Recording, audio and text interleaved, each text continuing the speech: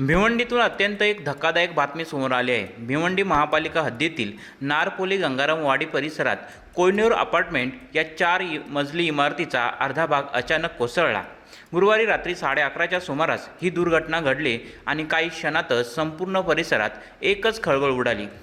मिळालेल्या माहितीनुसार या दुर्घटनेत आतापर्यंत 9 जणांचा मृत्यू झाल्याची माहिती समोर आली आहे, तर आणखी काही नागरिक ढिगारीखाली अडकले असल्याची भीती व्यक्त केली जात आहे।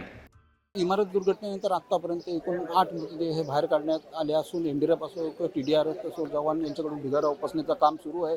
जसजसा ढिगारा हा उपसला जात आहे तसतसे संख्येत देखील वाढ होत आहे। आता आणखीन काही वेळ लागणार आहे या ढिगारा उपसायला, तोपर्यंत आता किती आणखीन या ढिगाऱ्याखाली एकूण किती जण अडकले त्याची संख्या देखील निश्चित केली जात नाही आहे। जसजसा ढिगारा उपसण्याचं काम सुरू आहे तसतशी मृतदेहांचा आकडा असो किंवा किती जण आतमध्ये अडकलेत याची संख्या देखील वाढत चाललेली आहे। घटना घडल्यानंतर तातडीने महापालिकेचे आपत्कालीन पथक आणि अग्निशामक दल घटनास्थळी दाखल झाले। त्यानंतर बचाव कार्यासाठी NDRFच्या पथकालाही पाचारण करण्यात आलं। मात्र या दुर्घटनेपूर्वीच इमारतीला धोका निर्माण झाल्याची माहिती समोर येत आहे। कोयनूर अपार्टमेंट ही इमारत 2007 मध्ये बांधण्यात आली होती। या इमारतीत 2 अपार्टमेंट असून एकूण सुमारे 30 खोल्या असल्याची माहिती आहे। कमकुवत बांधकामामुळे ही इमारत धोकादायक स्थितीत असल्याचं सांगण्यात येत आहे। महापालिकेने यापूर्वीच इमारतीला धोकादायक घोषित करून नोटीस बजावली होती। दरम्यान इमारतीच्या एका विंगच्या तळमजल्यावरील काही पिलर नादुरुस्त झाल्याने त्यांची दुरुस्ती सुरू होती।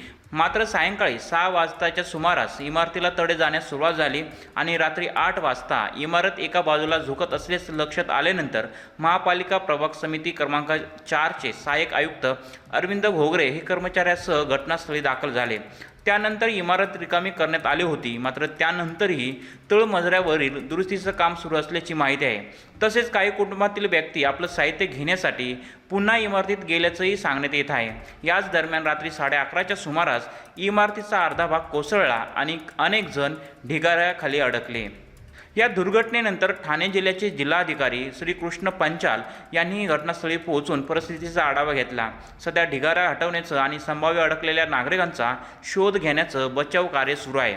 धोकादायक इमारतीला आधीच नोटीस बजावण्यात आली होती। इमारत झुकत असल्याचंही लक्षात आलं होतं, तरी ही दुर्घटना नेमकी कशी घडली? दुरुस्तीचं काम सुरू असताना सुरक्षेच्या उपाययोजना पुरेशा होत्या का? आणि या दुर्घटनेला नेमकं कोण जबाबदार आहे? या सर्व प्रश्नांची उत्तरं आता तपासानंतरच समोर येणार आहेत। भिवंडीतील या भीषण दुर्घटनेनंतर प्रशासनाच्या धोकादायक इमारतीबाबतच्या कारवाई पुन्हा एकदा प्रश्नचिन्ह निर्माण झालं आहे। सध्या सर्वांचं लक्ष बचाव कार्याकडे लागलं असून ढिगाऱ्याखाली आणखी कोणी अडकलं आहे का याचा शोध घेतला जात आहे।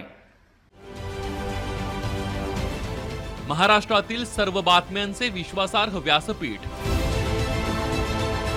सकाळच्या सर्व सोशल मीडिया प्लॅटफॉर्मला लाईक, फॉलो आणि सबस्क्राईब करा। तसंच सर्व नोटिफिकेशनसाठी बेल आयकॉन प्रेस करायला विसरू नका।